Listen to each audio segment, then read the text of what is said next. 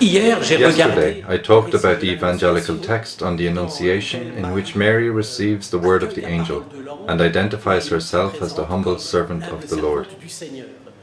This morning I continue to analyze the text on the Visitation, in which Mary hastens to visit her cousin Elizabeth. These two mothers meet, but the encounter is extended to the children they carry in their wombs. Little John the Baptist starts dancing with joy when his Lord comes to him. The atmosphere of Pentecost is created in this text, for Elizabeth is filled with the Holy Spirit. She praises God for Mary's gifts, congratulates Mary, and calls her blessed because she is the mother of her Lord.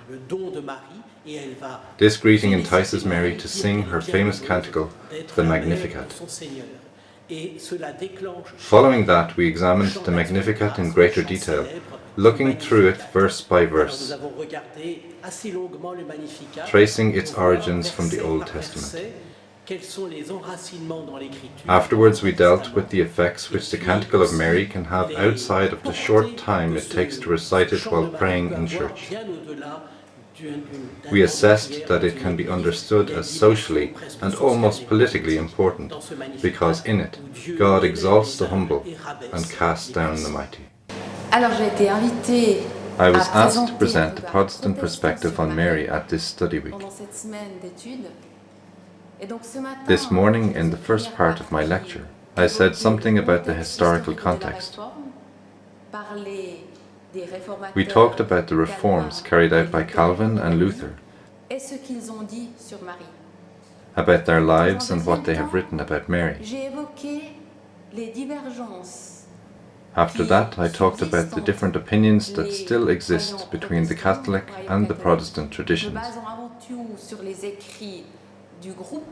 I based my lecture mostly on the work of the ecumenical group of theologians called DOM. They published a book on this subject entitled Mary's Place in God's Plan and in the Communion of Saints. I attempted to demonstrate that these differences are not nearly as significant as one might assume. Most likely there is still a journey ahead of us that can bring us closer together in mutual understanding and respect of one another's traditions.